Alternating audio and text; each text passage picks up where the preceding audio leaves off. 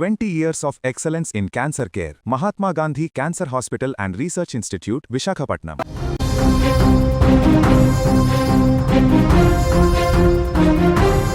నిన్నటి దాకా ఆకాశం నుంచి బాంబుల వర్షం కురుస్తుందేమోనన్న భయం, ఏ క్షణాన ఎటువైపు నుంచి మృత్యువు దూసుకొస్తుందనన్న వణుకు. కానీ ఇప్పుడు ఆ చీకటి ఆకాశంలో బాణసంచా వెలుగులు కనిపిస్తున్నాయి. సైరన్ల మోతతో దద్దరిల్లిన వీధుల్లో ఇప్పుడు సంబరాలు అంబరాన్ని అంటుతున్నాయి. అర్ధరాత్రి వేళ నిద్రపోతున్న నగరాలు ఒక్కసారిగా నిద్రలేచాయి.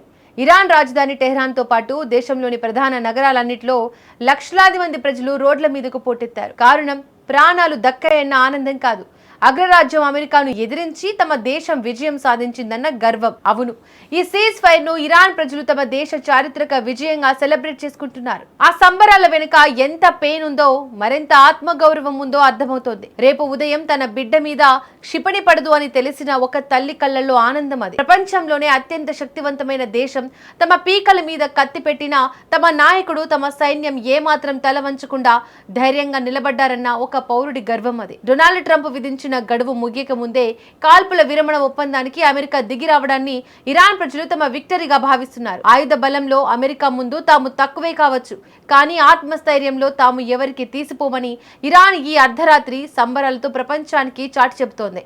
లక్షలాది గొంతుకలు ఒక్కటే నిన్నదిస్తున్నాయి. రోడ్లపై ఎటు చూసినా, ఎవరి నోట విన్నా ఒకటే మాట, death to Israel, death to America.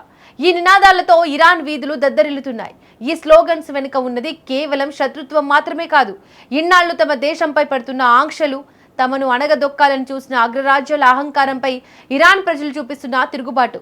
మేము ఎవరికీ భయపడం, మా మట్టి కోసం చివరి నెత్తురు బొట్టు దాకా పోరాడతామన్న కసి ఆ నినాదాల్లో స్పష్టంగా వినిపిస్తోంది. ట్రంప్ షరతులకు భయపడి ఒప్పందం చేసుకోలేదని, అమెరికానే తమ షరతులకు తలొగ్గిందని ఇరాన్ యువత రోడ్డెక్కి సంబరాలు చేసుకుంటోంది. యుద్ధం ఒక దేశాన్ని నాశనం చేస్తుందేమో, కానీ అదే యుద్ధం ఆ దేశ ప్రజలందరినీ ఒక్కటి చేస్తోంది అనడానికి ఇప్పుడు ఇరాన్ వీధుల్లో కనిపిస్తున్న ఈ దృశ్యాలు సజీవ సాక్ష్యం. ఇన్నాళ్లు అంతర్గత సమస్యలతో సతమతమైన ఇరాన్ ఇప్పుడు బయట శత్రువుల దాడితో ఒక ఉక్కు గోడలా తయారైంది. సైన్యంపై ఆ దేశ ప్రజలు పెట్టుకున్న నమ్మకానికి ఈ సంబరాలు అద్దం పడుతున్నాయి. ఏదేమైనా పశ్చిమాసియా చరిత్రలో ఇదొక మర్చిపోలేని రాత్రి.